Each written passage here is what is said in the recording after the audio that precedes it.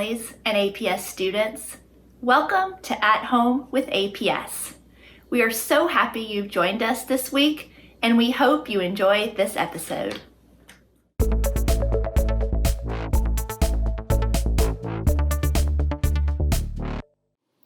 Hi kindergartners, we're going to do some phonemic awareness activities together. The first one we're going to do is blending syllables. I'm going to say the syllables, you're going to repeat the syllables, and then we're going to blend them together. We're going to say them fast to say the whole word. And then you're going to tell me how many parts were in that word, how many syllables were there. So let's do an example. If I said useful, you would repeat useful. Blend them together, say those fast. Useful. How many parts were there?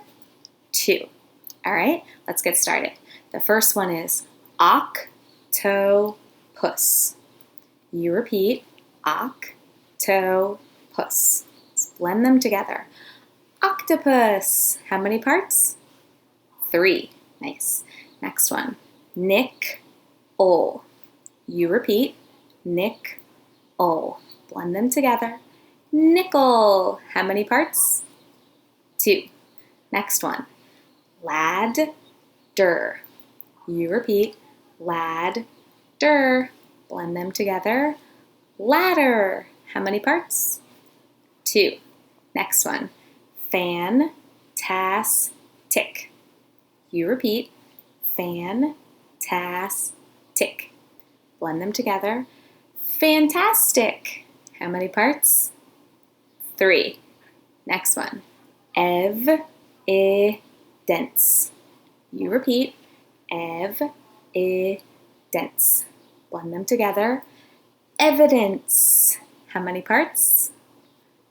3. Nice. Next one. Jungle. You repeat jungle. Put them together. Jungle. How many parts? 2. Next one. Instrument.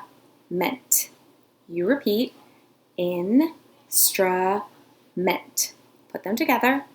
Instrument. How many parts? 3. Nice. Next one. Watermelon. Whoa, that's a long one. You repeat watermelon. What's the word? Watermelon. How many parts?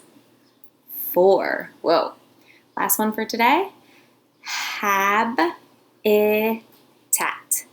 You repeat. Habitat. What's the word? Habitat. How many parts? 3. Awesome job. For our next activity, we're going to be segmenting syllables. So we're going to start with the whole word, and this time we're going to be breaking it into parts. All right, I'm going to say the word. Your job is to repeat the word, then break it into parts, and tell me how many parts there were. Let's do an example. The first one would be candy. You repeat candy, break it into parts, can-D, and then tell me how many parts. 2. All right, let's get started. First word is complete.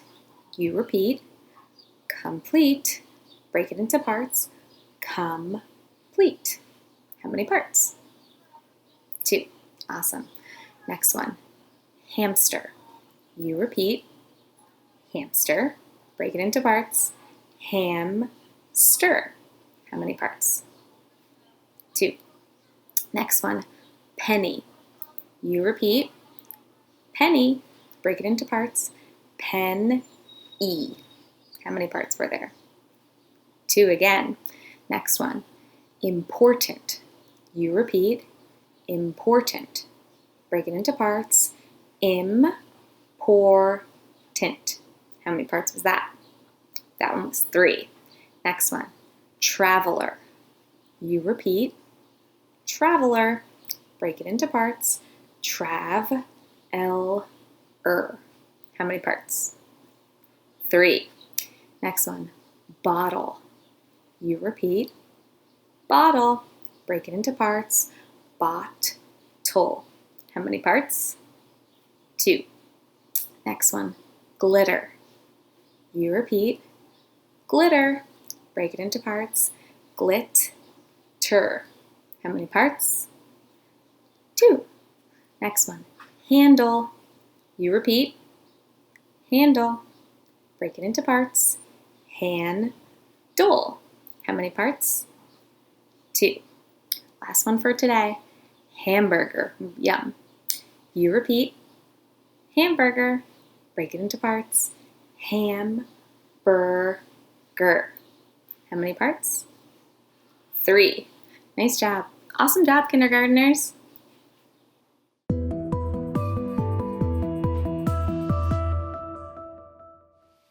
Today, we're going to learn Hickory Dickory Dock. Hickory Dickory Dock is a poem about an old fancy clock called a grandfather clock. The top part of the clock shows the time, and the bottom part has bells or chimes that make music when the time changes. So one day, a mouse ran up the clock. Then the clock struck 1. That means it turned to 1 o'clock. And this clock right here is showing 1 o'clock. I know because the hour hand, the small hand, is pointing to the 1. So at 1 o'clock, when the clock struck 1, the mouse ran down. Hickory Dickory Dock. I'll show you the poem next.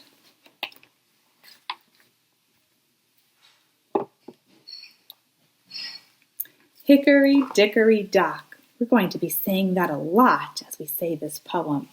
Hickory Dickory Dock. We say it in the title up here. We're also going to say Hickory Dickory Dock in the first line and all the way down here on the last line of our poem. Hickory Dickory Dock. You try and say it. Hickory Dickory Dock. Now remember, the mouse ran up the clock. Then the clock struck 1. The clock struck 1. And you're right, then the mouse ran down. Ready? The mouse ran down. Hickory Dickory Dock. Let's say the whole poem now without stopping. Hickory Dickory Dock. Hickory Dickory Dock. The mouse ran up the clock. The clock struck 1. The mouse ran down. Hickory Dickory Dock. In Hickory Dickory Dock, it seems like the mouse is in a hurry. That means he's rushing around or going fast.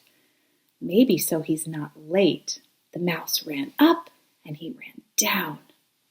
It made me think about a time when I had to hurry. One morning I woke up late and I was supposed to go to a friend's house.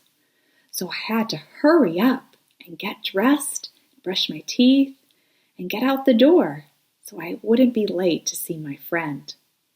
Have you ever had to hurry to get somewhere so you wouldn't be late? Today we learned Hickory Dickory Dock.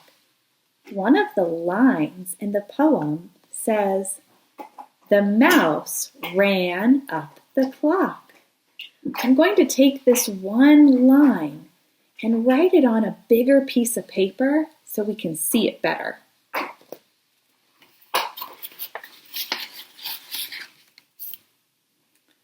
This line says the same thing from our poem. The mouse ran up the clock. When I was writing out this line, I noticed that in this one line, there's 2 words that are the same. I'm going to read it one more time, and you try to find the 2 words that are the same. The mouse ran up the clock. Did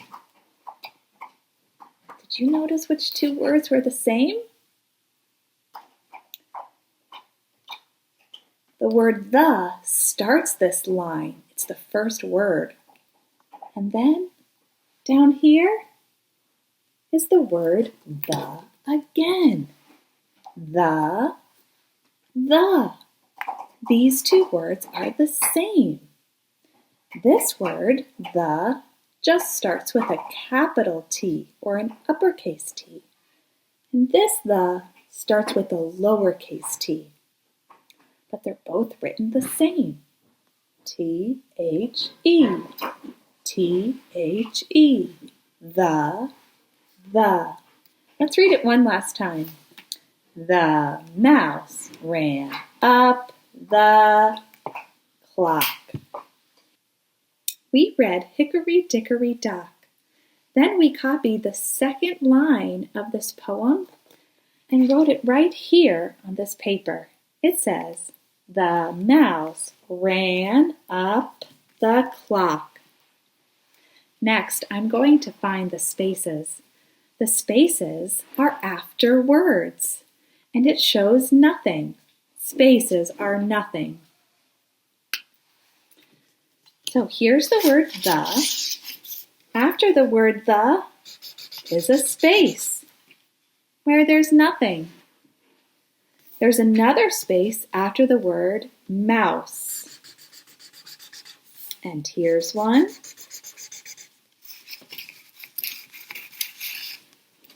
Here's another one. Can you find the last space? You're right, it's after the word the. Here's the last space where there's nothing.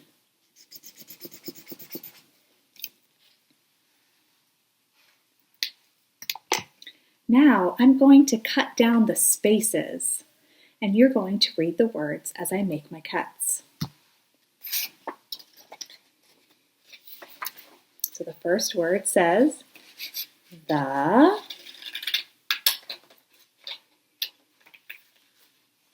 Then mouse ran up the clock. But oh no, now the words are all mixed up. I'll put them down here.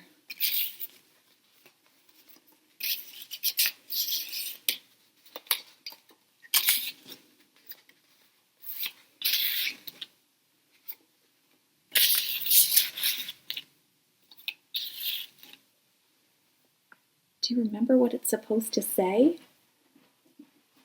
I remember it was about our friend, the mouse. The mouse ran up the clock. You got it. So the first word I need is the. The. And I know the first word, when I'm writing, needs to start with a capital letter. And I see a capital letter, a big T, an uppercase T right here. This is the word the. The mouse. The mouse. I'm going to listen for the first sound I hear in the word mouse. Mouse. I know that's just like mom. Mom and mouse start with the letter M. Okay, now I need to find which word starts with an M. No, this word doesn't start with an M. This word doesn't start with an M. Here's an M. This word starts with an M. Let's try mouse. Mouse. I think this is it. The mouse ran. I'm going to need my alphabet chart to help me with this sound. Ran and ring. Ran and ring both start with the letter R. Ran starts with R. Which word starts with the letter R? Here's an R. ran. The mouse ran up, up. Oh, but wait a minute, I don't have a lot of space here. Where can I put my next word? The mouse ran. Oh, I know. I could come back down here under the. The mouse ran up, up. I hear a P. Up, up. Here it is, the word up. The mouse ran up the, I know that one, the clock. Here's the last word, clock. Let's read together. The mouse ran up the clock.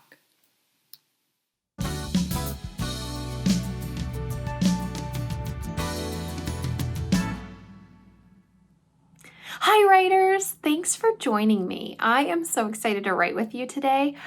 I was inspired recently. I was thinking about all this time that we have at home and trying out new things and doing things as a family, and it gave me a great idea. Like, we could be writing teaching books. We could be writing how-to stories about the things we're discovering with this time at home. So think for a moment, like, what is something maybe that you've learned to do or you've been doing at home that could be a how-to story that you could write? I heard how to ride a bike. Cool. How to make a story or write a story. Nice. How to make a book. How to be a builder. And what are you building with? With blocks. So how to build with blocks. These are great ideas. How to clean my room by myself. That's going to be a great how-to book. All of these are great ideas. There is so much that we can teach others through our writing.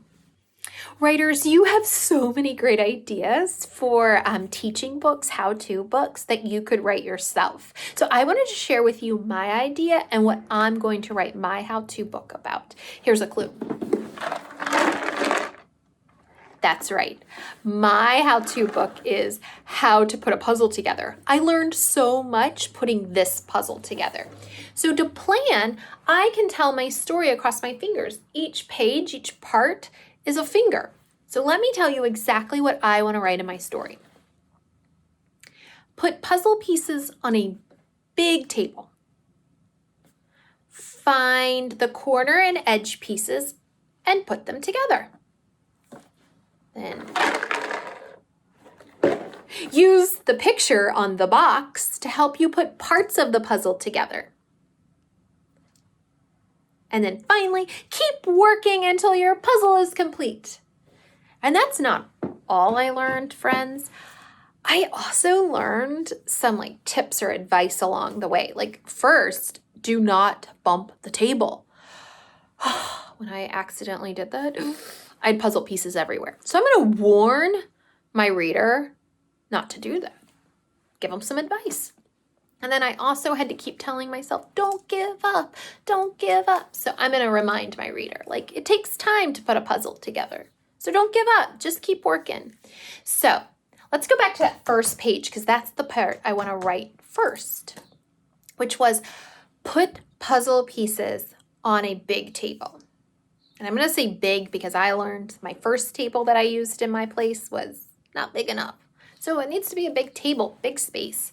So put puzzle pieces on a big table. Can you say that with me? Put puzzle pieces on a big table.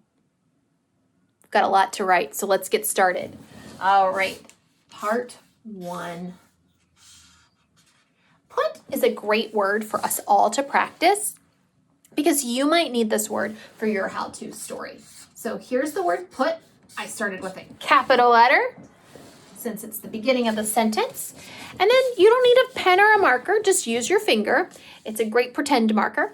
And practice. So if you're sitting on the chair or a couch or on the floor like me, just lean forward and practice writing put. P-U-T, put. P-U-T, put. Put. Awesome. That's going to be a snap word in no time. So put, puzzle. Ooh, can you clap that with me? Puzzle. Oh, great. Okay, that first clap. Let's say it slow. Puzz. Oh, you heard a P. Great. That's the first sound in that part.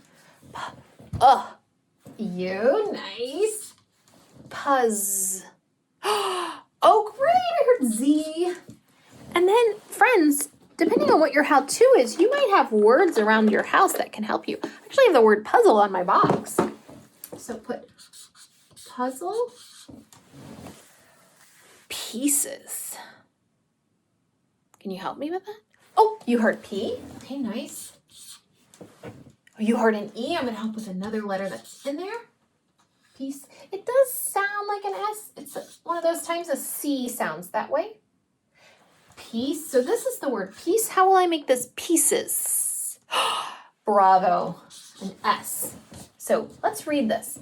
Put puzzle pieces on. Is that a snap word or a sight word for you? Nice. All right, I'm going to write it up here, and then I want you to also practice it. On. Practicing? Okay, one more time. Super. On. Put puzzle pieces on a. Nice. Big. That's one. Let's stretch it out across our fingers. Let's see how many sounds are in this word. Ig. 3 sounds. Okay, what's that first sound? A B. Nice. Stick in the ball. I. Nice. That's an I. Good job. What else do we need? Ig. A G. Oh my gosh, you're so good at this. Put puzzle pieces on a big table. Let's clap that one too. That's a great idea. Clap it. Table. Tay is that first clap. So what do we have there? A T and an A. Table. A B. Good job. And then I'm going to just help out with that final sound. There we go. That's the first thing I would want my readers to do. Will you read this with me? Put puzzle pieces on a big table. Are we done? That's right. We need a punctuation mark, a period at the end. Nice job. We started with a capital letter. We have spaces between our words. We have punctuation at the end. Oh my gosh. And friends, we practiced put and on. We clapped some words. We said some words slowly and wrote down what we heard. You guys are really good at this. And you know what? This page, the next thing I'm going to do is put my little advice. So I'm going to tell the person hey reader, don't bump the table. So that's what I'm going to work on. But first, I just hope that this inspired you to write your own how-to story with your family. I hope you take some time either today or this week. As a family, you can write your own how-to story. What's something that you guys have been doing that would make a great teaching book? All right, how-to. Nice. And then tell your story across your fingers to help you plan it out. All right? Well, happy writing, friends.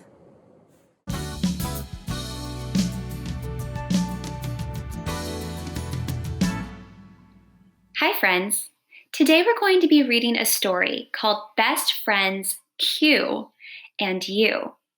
But before we read this story, I wanted to let you in on a little secret. This story is going to involve 2 letters of the alphabet that we all know from our foundations chart. Check it out here. Can you find Q and U on the alphabet?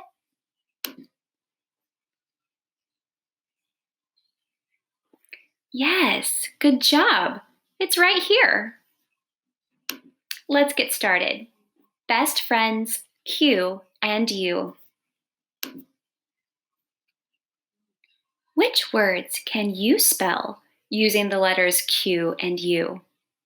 There'll be a lot in this book for you to find. It's written by Karen Mockler, illustrated by Jeff Ebeler. Q and U are quite a team.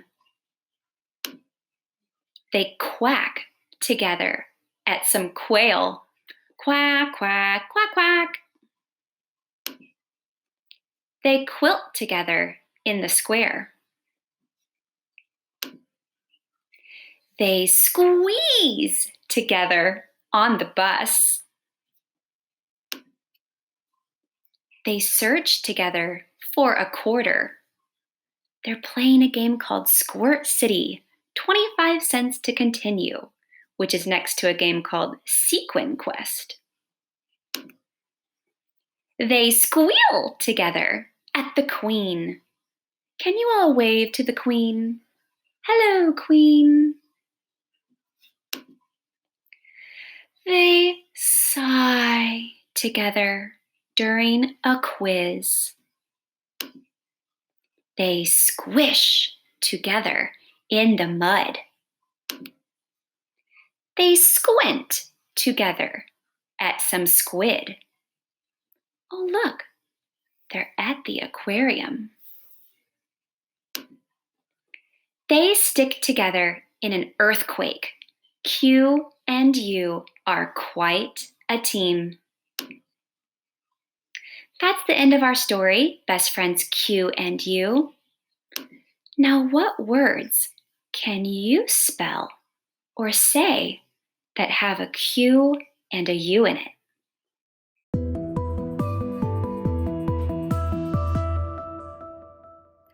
Hi there, Arlington Public School learners. Miss Franz here with a fun, critical, and creative thinking strategy. For today's lesson, we will be using the story Best Friends U and Q. This story was in the kindergarten reading packet for this week.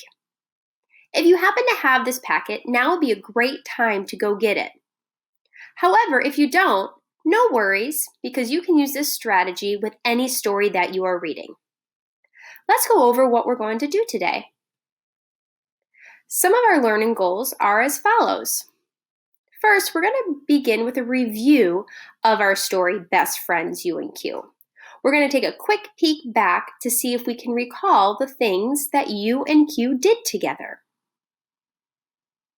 Then we're going to talk about friendship. U and Q were such great friends, and we're going to connect that to how we can be friends with someone. When we make those connections, we're actually going to be talking about analogy, and we're going to make some comparisons, comparing and connecting friendships. And then finally, I'm going to leave you with some family engagement opportunities. I'm going to teach you some ways to incorporate analogies in your day-to-day life. Let's begin. Q and U were great friends. They really were, weren't they? They had a wonderful relationship. Friendships can be really exciting, but building a true great friendship takes some work. I want you to think about what it really means to be a true friend.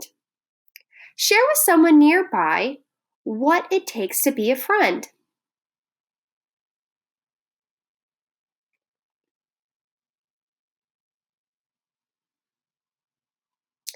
That's right. Being friends means that you're helpful and that sometimes you stick up for one another. You're usually honest with them and you always listen. You support them and share with them, just like you and you did. Boys and girls, today we know that friendships is one of life's greatest gifts. And unlike some things like your bedtime, you get to choose your friends. Do you happen to have a best friend? If so, what are some things that makes him or her special to you?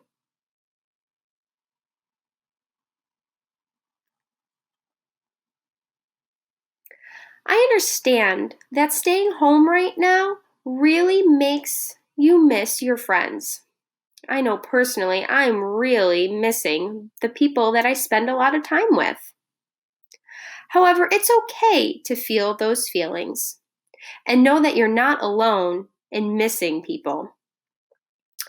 As I was reading this story, I was able to make a lot of text-to-self connections. The things that Q and you were doing together reminded me of all the things that I would do with my friends. I was able to make a lot of connections. Did you make any?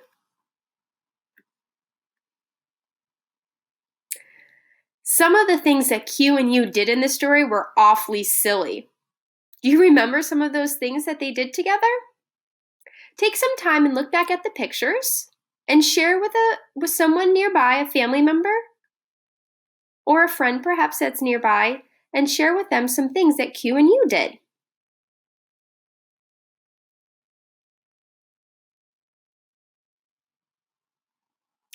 Let's see if we can actually remember together, because some of those words that were in your story reminded me of things that they did together. Remember when the Q and the U, the letters came together? Let's think back. Q-U, quack. That's right, they quacked together at some quail. You can read these words and sentences along with me. But they were awfully goofy when they were quacking, weren't they? That's right, they made a quilt. They quilt together in the square. Quarter. They searched together for a quarter. That was one of my favorite parts in this story because they were in an arcade playing games when they found the quarter. Let's think back to some other things that they had done together. These ones have the letter S in front of them for words, like squeeze. They squeeze together on the bus. Do you and your friend happen to take the bus together? Squeal. They squeal together at the Queen. Oh, how goofy. That's right, squish. They squish together in the mud. Those were just a few examples of how Q and U came together and were friends.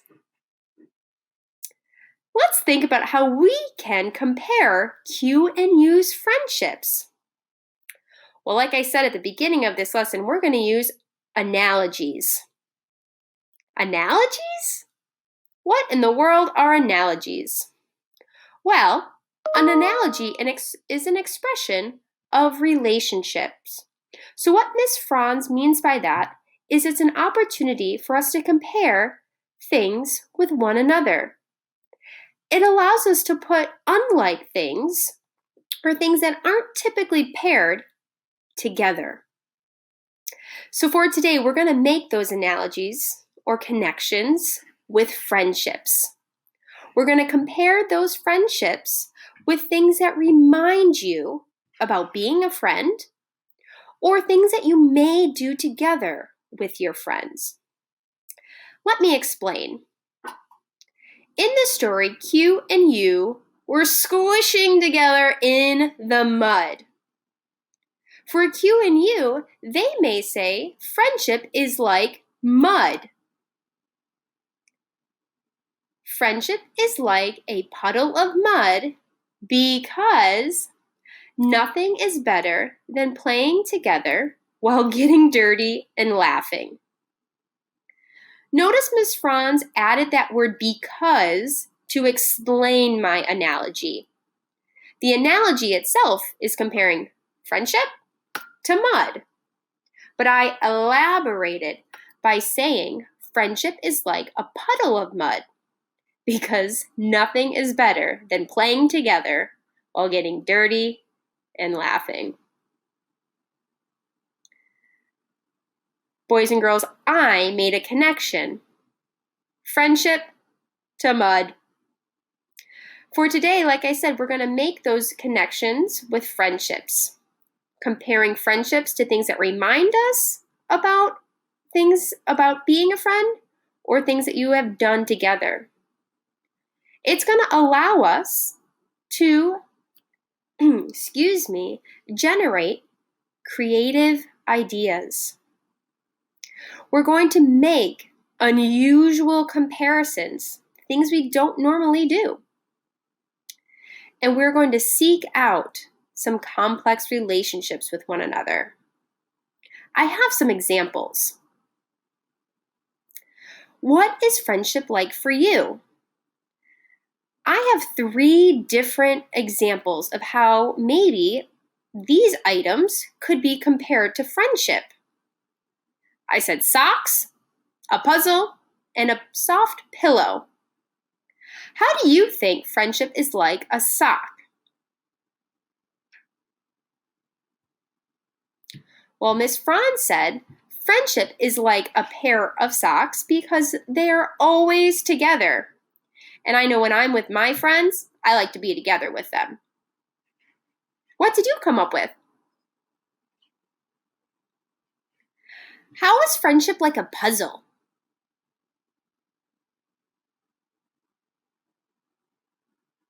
Miss Franz said, friendship is like a puzzle because it works together. And I know my friendships, we are collaborative and we work and play together, just like a puzzle. How do you think friendship is like a soft pillow?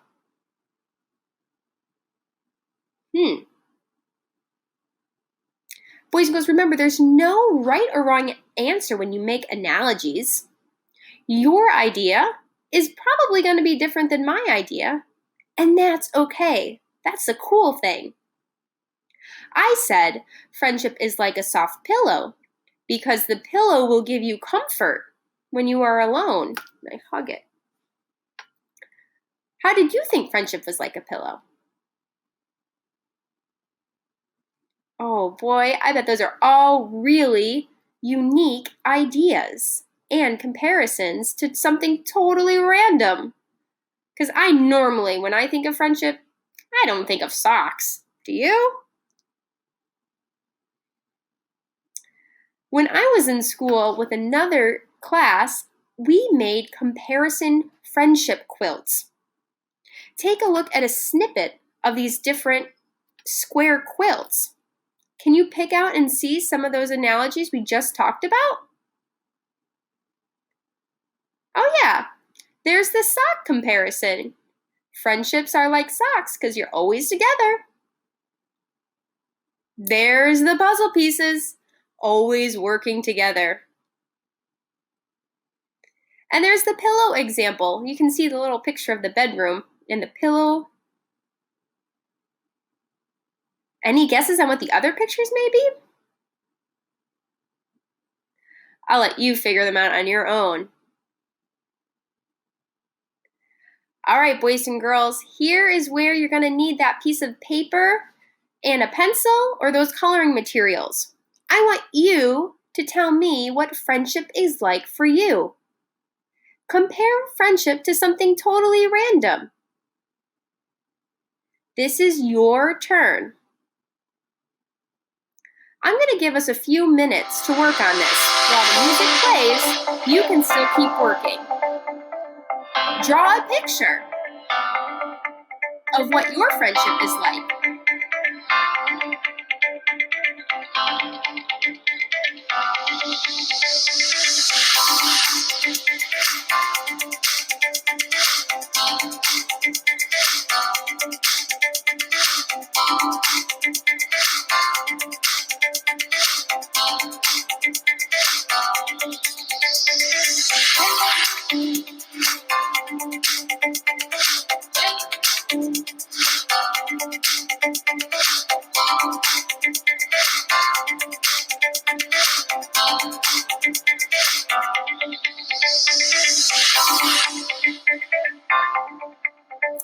Don't forget to use that word because if you're writing it, or maybe someone nearby can help you write it,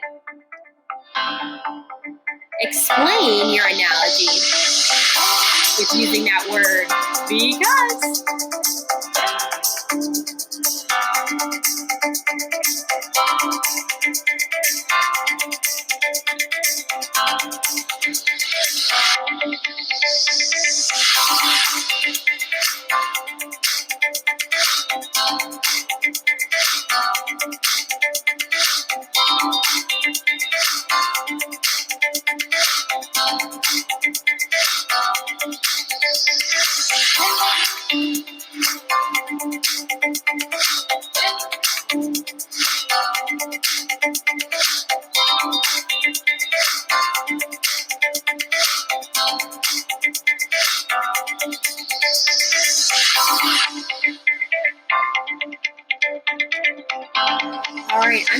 you come to an end for right now and pause your drawing or your writing?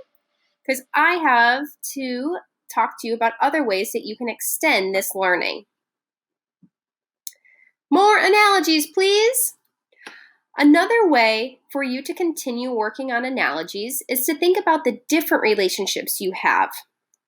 Perhaps you have a family member, like a cousin or a brother or a sister, that you have a different relationship with.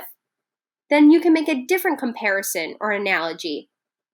Maybe you can even make an analogy quilt like I used to do with a previous class. Or another way is you can become an analogy detective.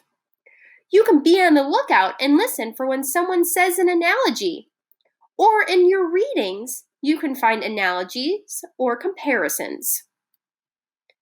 There's big clues that you use, or that you can use when you're an analogy detective, like as blank as to blank, or blank is like blank. Friendship is like mud. Just some ways to help out. Let's think about some other ways that you can use analogies. Some more family engagement things that you can do at home. First off, I want to recommend some books to you by author Hannah Piven. This author has written 2 really clever stories on analogies. The first title, My Dog is as Smelly as Dirty Socks, compares quality traits to people and re-imaging them. So just like the title says, they're comparing dogs to smelly, dirty socks. And another version of this book is called My Best Friend is as Sharp as a Pencil. Again, making the analogy to best friends to pencils. Why do you think this author, or how do you think this author can compare friendships to pencils? Read the story to find out. Here's another analogy that you can do later on today.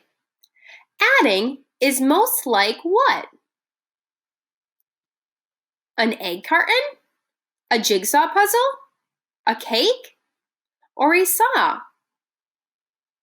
Pick one of these 4 options and tell me why you think adding is like one of these things. This is a hard one. What do you think?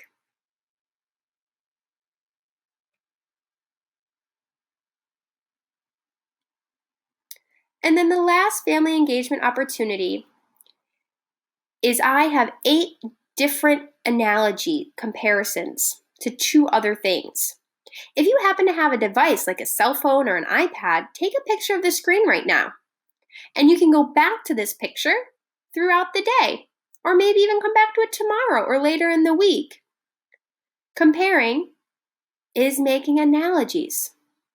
Pink is to red, as gray is to...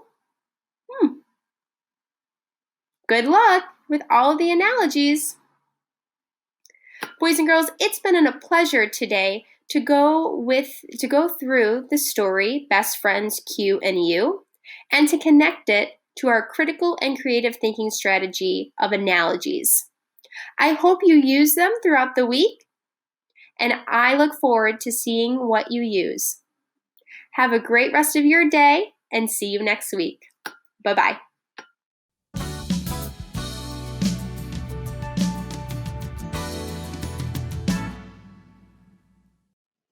Hi friends, I'm here with my daughter Mariana and my friend Echo and baby Echo from the classroom. We're here today to teach you how to play another one of those fun games using your high frequency words, or some of you call them sight words, or you may remember Mr. Holiday calls them snap words. They're the words you want to be able to read as soon as you see them, very quickly. So I say you want to read them in a snap.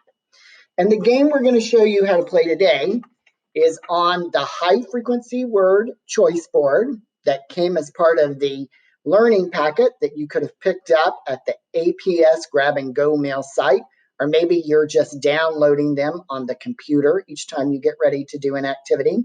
And you'll see down at the bottom there are the snap words, or the high frequency words that we've been learning in kindergarten. And up at the top, there are 9 different games that you can play with your families. All the games are very fun. And the game we want to play today is called Scavenger Hunt. So to play Scavenger Hunt, you pick out 10 of those snap words. You write them on a piece of paper or on cards. Then you have someone hide them in your house. Then you go on a scavenger hunt to find them. And when you find them, you read the word, then you use the word in a sentence. So I've done that. I've written them on cards, and in just a minute, I'm going to hide the cards from Mariana and Echo and Baby Echo, and they're going to go on a scavenger hunt to see if they can find the words. It's going to be so much fun. But the first thing you should always do is once you've picked out your 10 words, practice reading them first to make sure you can read them in a snap and that you understand what the word means. Because it's hard to use the word in a sentence if you do not understand the word.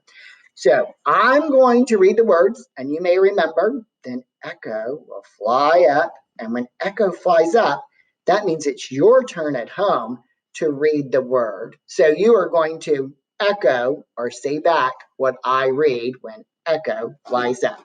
The first word is play.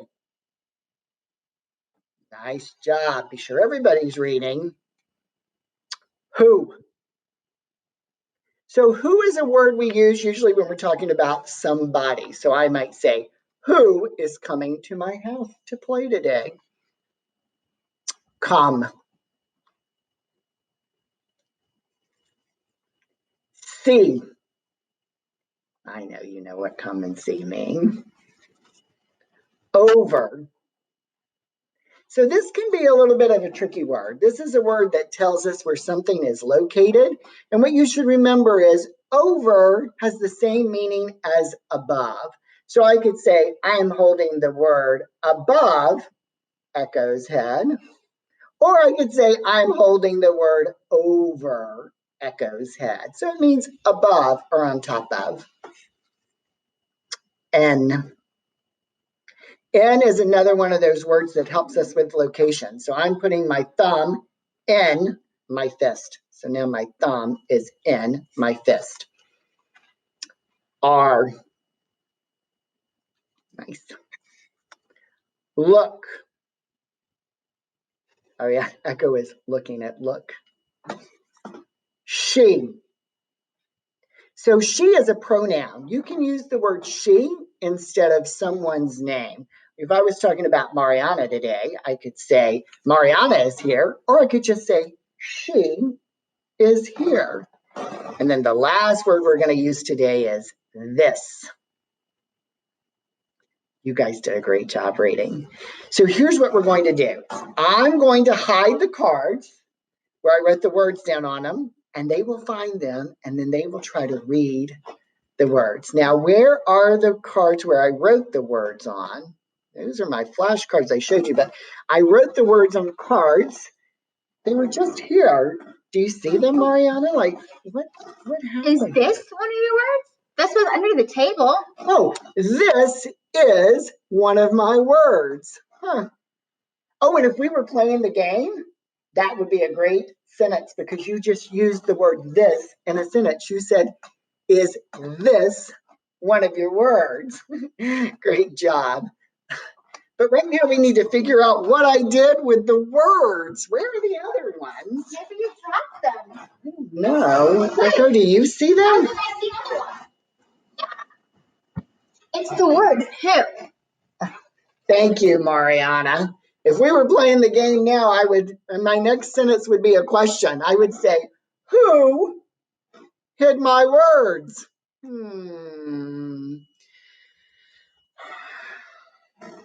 Dad, do you think Echo's playing another trick on us?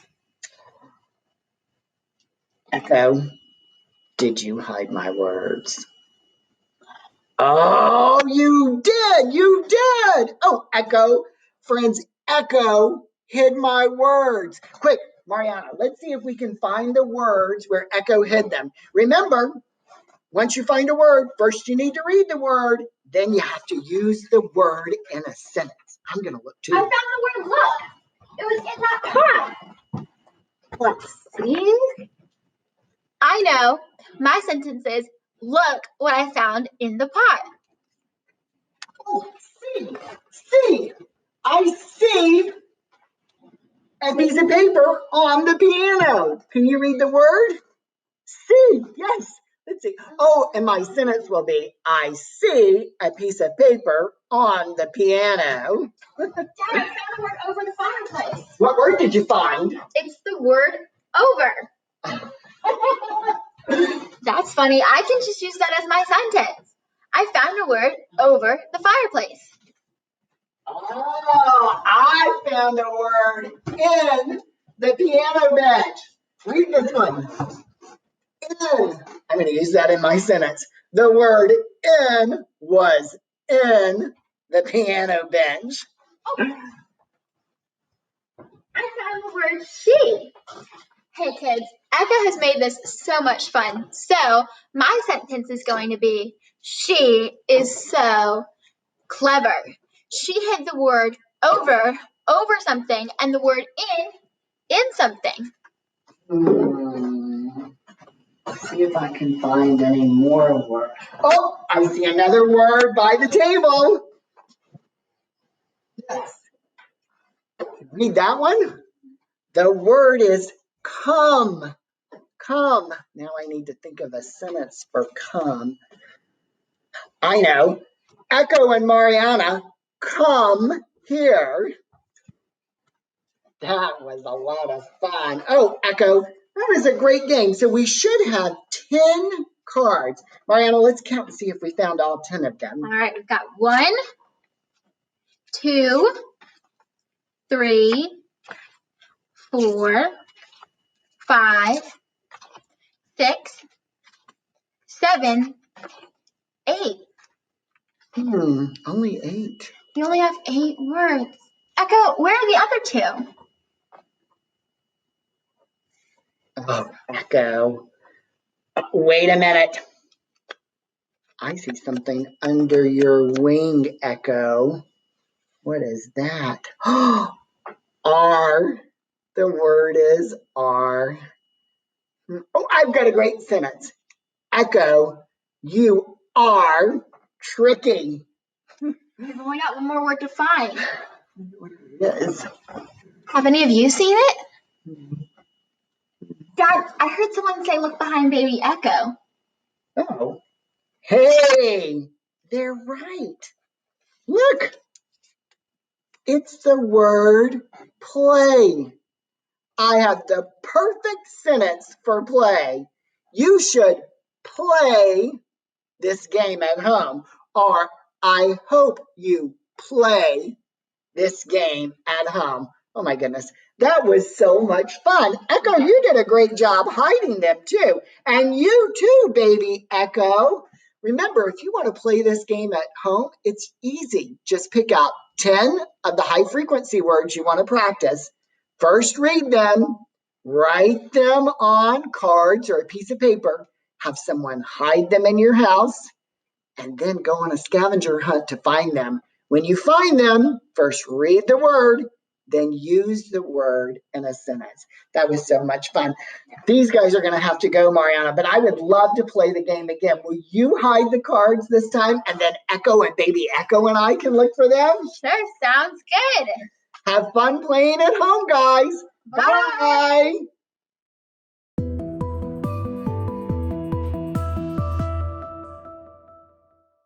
Hi, kindergartners. I'm Miss Miller. I'm a kindergarten teacher at Claremont Immersion School. So today, we are going to read a book called Grow, Vegetables Grow. So I thought reading it in my backyard, surrounded by plants, would be a good place to read it. But before we get started with reading it, I thought it might be fun to check out some in real life vegetables that are working on growing. Here's how my vegetable garden started. I started the seeds inside to keep them safe. I gave them lots of water and they sprouted And after they sprouted, I took them outside and planted them out there. Check it out. So these little ones right here are going to be spicy peppers. This is going to be broccoli. These ones back here by the ladder looking thingy are going to be tomatoes. Those tall ones back there are going to be corn. These ones are going to be, trying to remember, peas, I think, or cucumbers. Those ones are also going to be peppers. And that one is going to be onions, I think. Okay, kindergartners, are you ready to read Grow, Vegetables, Grow? While we're reading this book, we're going to use our expert reading strategies to use the pictures to help us predict what vegetable the boy is watering on each page. You ready for some reading? Let's do it. Grow, Vegetables, Grow! Written by Alice Sweeney. Illustrated by Michelle Berg. Look at that picture. What is the boy in this book doing to help his vegetables grow? That's right, he's giving them water. We know that plants are living things and they need water to grow and grow their vegetables. I water the carrot plants. Grow, carrots, grow. What is he watering on this page? Look at the picture to make a prediction about what kind of vegetable he's watering. Did you predict a pepper plant? Let's read and find out. I water the pepper plants. Grow, peppers, grow.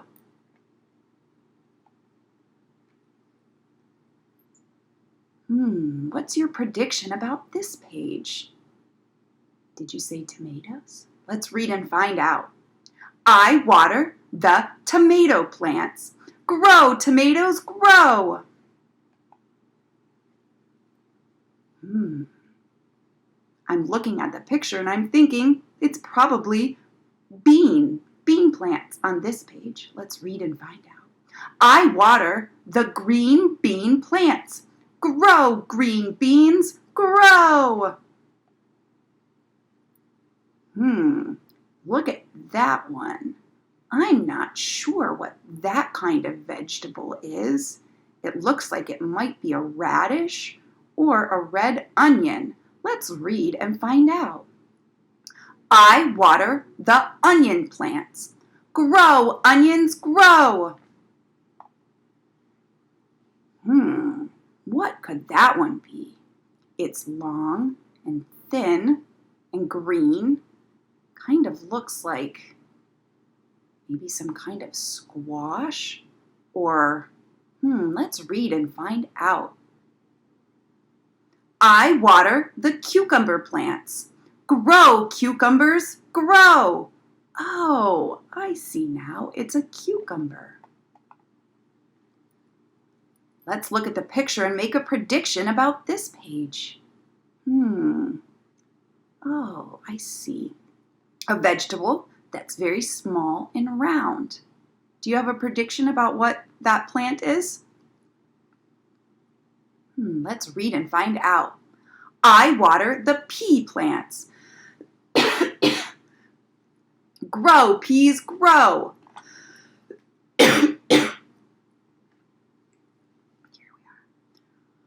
Look at the picture.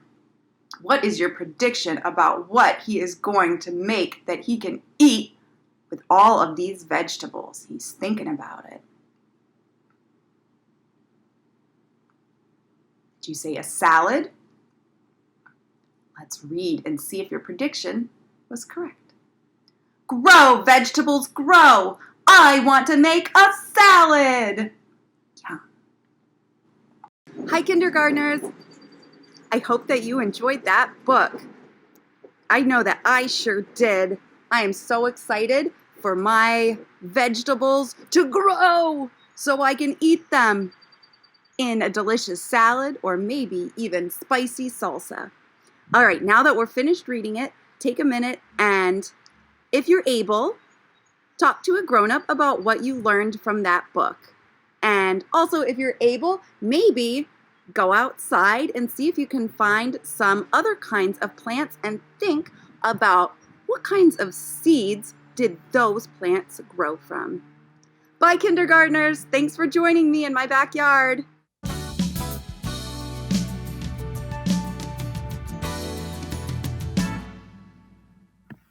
Hello, my name is Pamela Clark, and I'm the resource teacher for the gifted at Campbell Elementary School in Arlington. And we're going to be trying out Thinking with the book Grow Vegetables Grow. It's in the kindergarten packet for May, and it's the nonfiction book for this week. Today we're going to be thinking about big ideas and also making connections. When we think about a big idea, we're thinking about the lesson that goes along with the book. What kind of lesson is this book trying to teach us? So as you listen to the story, I want you to try to think about what the big idea or the lesson is in this book. I water carrot plants. Grow carrots grow. Notice the carrots all have tiny little leaves. The boy is watering it and he's so happy about what he's doing. And the carrots will be growing in these pots. I water the pepper plants. Grow, peppers grow. He's watering again happily, and he's enjoying watering those pepper plants, which have different leaves than the carrot plants that we just saw. These leaves are much larger. I water tomato plants. Grow, tomatoes grow. And look, you can see the tomatoes are already beginning to grow. But these leaves are pointy on the end. They have a different shape than the other two leaves and a different size. He's watering these plants. I water the green bean plants. Grow, green beans grow. Look at the little green beans that are beginning to grow here. And these leaves are even bigger than the other leaves. And here's the lovely sun that's helping the water to make those plants grow. I water the onion plants. Grow, onions grow. As you can see, the onions have really skinny, tall leaves that shoot out, much different than the other vegetables. And here's the sign that shows onion plants will be growing in these pots. I water the cucumber plants. Grow, cucumbers grow. Wow, look at these leaves. They're such a different shape than the other leaves. These almost look like a little mitten, and they have curly little vines coming off of them. You can see the sign that shows the cucumber plants are growing there. I water the pea plants. Grow, peas grow. Look at these tiny little peas that are growing on there. And the leaves are so small. Here's the sign again that shows what it will look like once they are grown. Grow, vegetables grow. I want to make a salad. And you can see the beautiful salad he's planning to make with the green beans and the tomatoes and the carrots and the onions and the peppers and the cucumber slices. And the peas, the tiny little peas. So let's think about what the big idea was for this book. This book is about a little boy, and he's being so responsible, and he's watering those plants every day. And in the end, he's got a goal. He's hoping to have a nice salad. So he's working really hard so he can have that delicious salad at the end. So our big idea or our lesson is hard work really pays off. He's working hard and watering those plants so he can have that salad at the end. I want you to be thinking about the big idea every time you do some reading. We're also going to make some connections today, comparing things and how they are the same and how they are different. When we compare things, we can compare their color, their shape, and their size.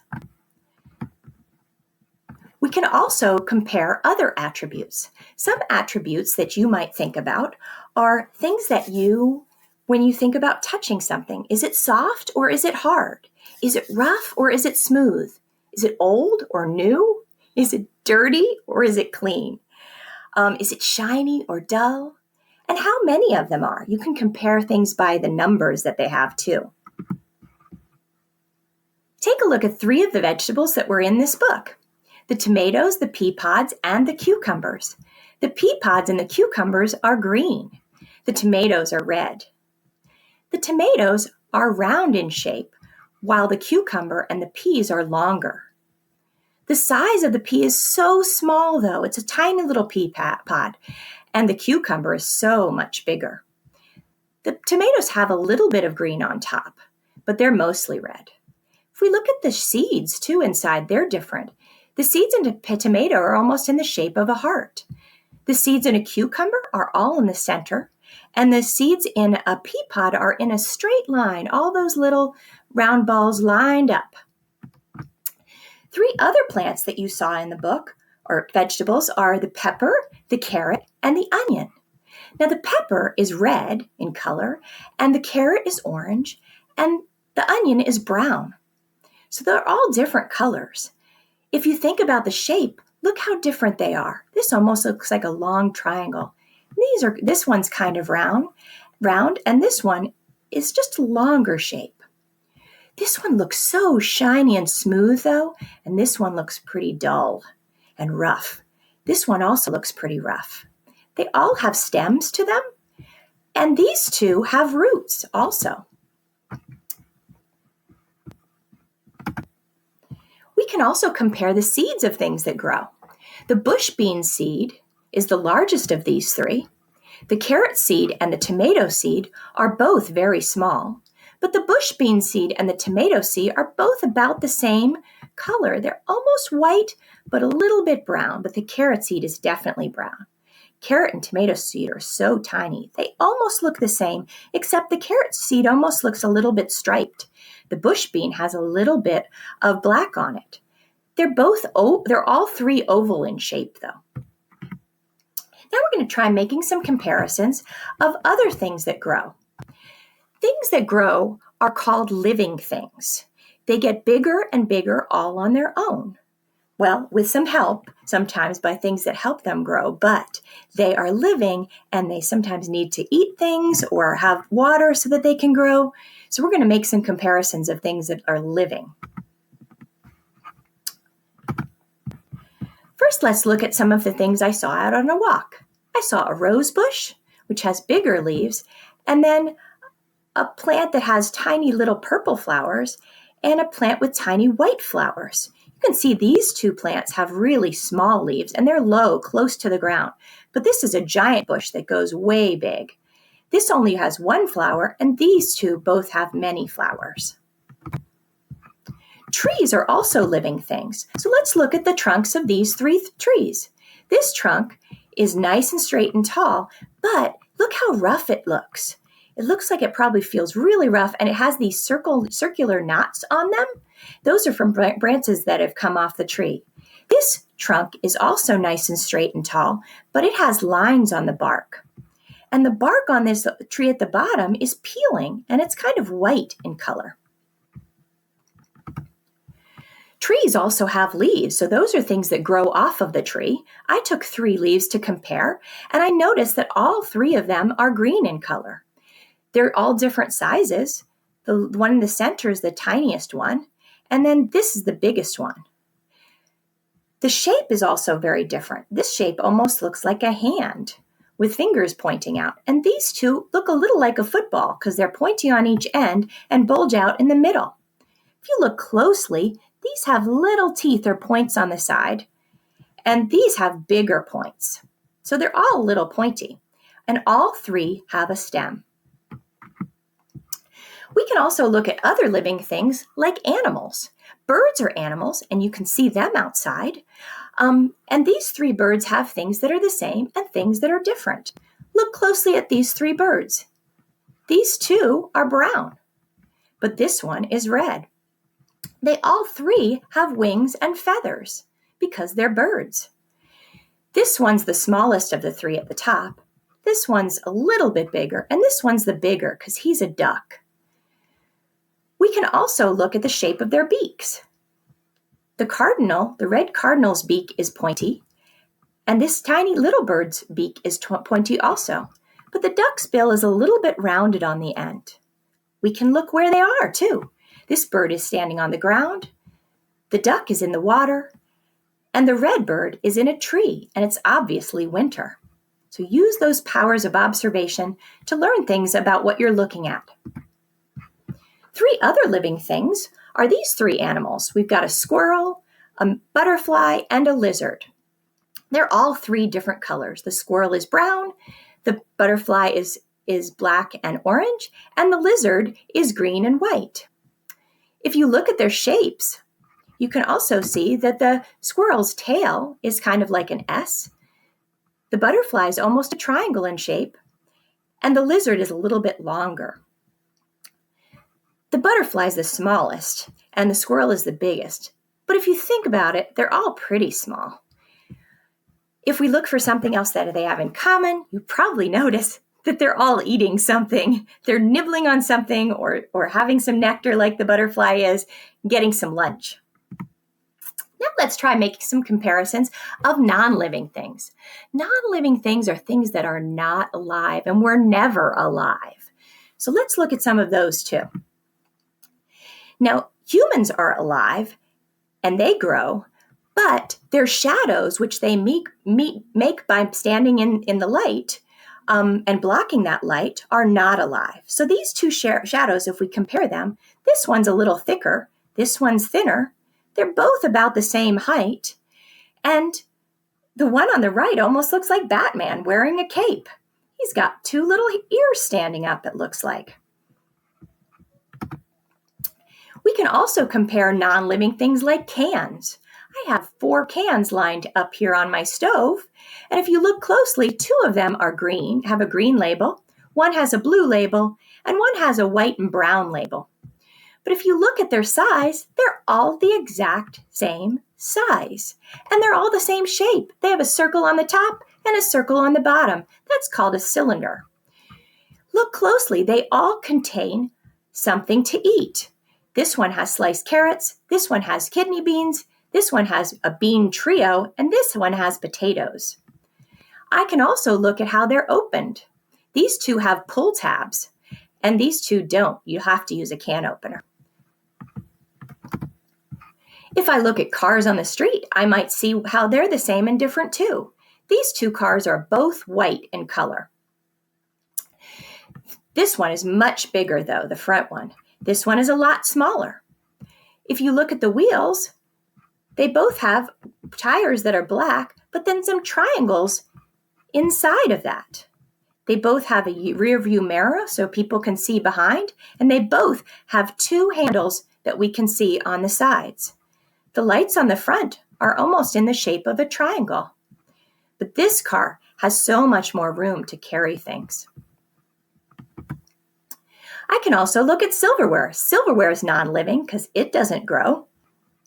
These 4 pieces of silverware are silver in color. They're nice and shiny too, aren't they? But if we look at the shape and the size, the shape of the handles are a little bit different. These 2 handles have a lot of swirly things on the end. This one is striped. These 2 forks are very similar, but this one is a lot smaller. And these 2 spoons are both used for scooping up food, but this one's a lot smaller. These 3 things have different uses. This is used to cut, this is used to scoop, and these are used to stab your food and pick it up to eat it. You can also find things in your home that you can compare.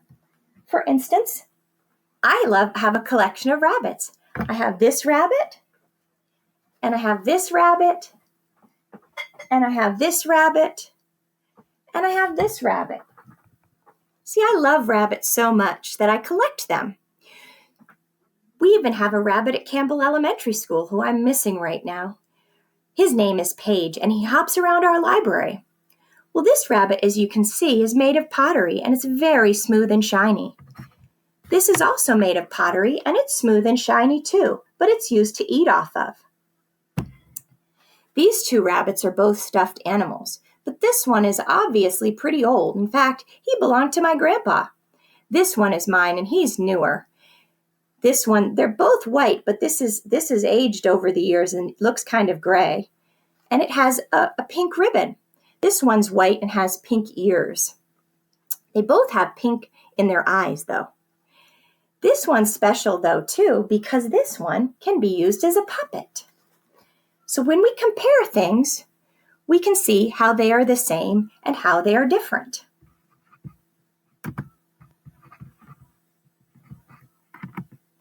So I want you to practice making connections and comparing how things are the same and different while you're at home. And if you do, I hope that you'll tag us. We'd love to see what you're doing and thinking. Tag us with hashtag @HomeWithAPS, hashtag APSGifted, or @APSGifted. Thanks for tuning in and thinking with me today.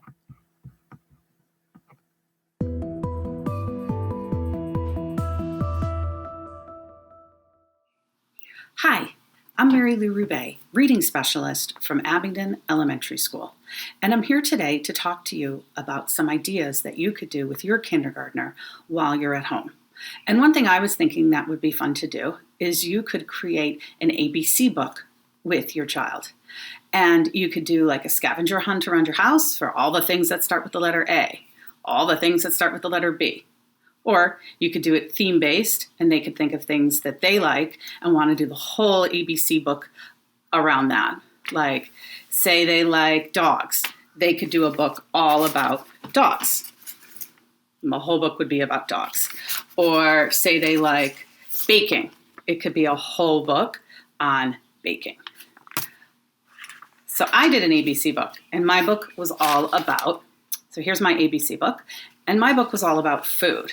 And so what I did, though, is I know you probably get these at home, too, or when you go to the grocery store, you can pick them up, and they're just the ads from the different supermarkets. And your child could cut these out and paste them in your ABC book. Or they could just get ideas and draw on the paper, whatever they want. So in my ABC book, you'll see is I did, for A, I did apple, avocado, and then I drew an apple. And then you can ask your child, what sounds do they hear in the word? So apple. So all I heard was the A, the P, and the L, and that's fine. They can write that down. And then for avocado, and I wrote down what I heard. Doesn't need to be perfect. Meet them where they are. We want it to be fun, remember? So we also do B, C, you get the idea. So then when you're done with the book, you can do some other things. And I was thinking you could write a how-to book, an all-about book. You could do lists. You could do some letter writing. And you could create songs and poems. One thing, going back to a theme and doing everything on the same topic, like if I'm doing food and then I choose a type of food that I know a lot about, I know a lot about apples. And your kindergartners have written books during the school year. And they've written books with all about books and how-to books. So for an all about book, I would choose apples and I would do a book all about apples. Next, I would do a book, how to make apple pie. Yum. Then I would write to an apple farmer, see how he or she is doing, ask them questions. And lastly, I could write a poem about apples. Most importantly, it's to have fun. And these are just ideas that you could do over lots of different days. This wouldn't be done in one day. Have fun. As we end this episode of At Home with APS, we hope that you enjoyed seeing APS teachers and staff bringing literacy instruction into your own home. Maybe you even got to see one of your very own teachers that you worked with during the school year. I'm sure that was really exciting for you. So we invite you, parents and families, to continue to take videos and pictures of how you are engaging in literacy activities while at home. Be sure to tag us on whatever social media outlet you prefer using the hashtag @HomeWithAPS, and we look forward to seeing all the exciting and creative ways APS students and families are engaging with literacy while at home. And who knows, maybe you can make a special guest appearance on At Home with APS. Speaking of which, check out this dedicated APS student as she practices hearing all of the sounds in the word box.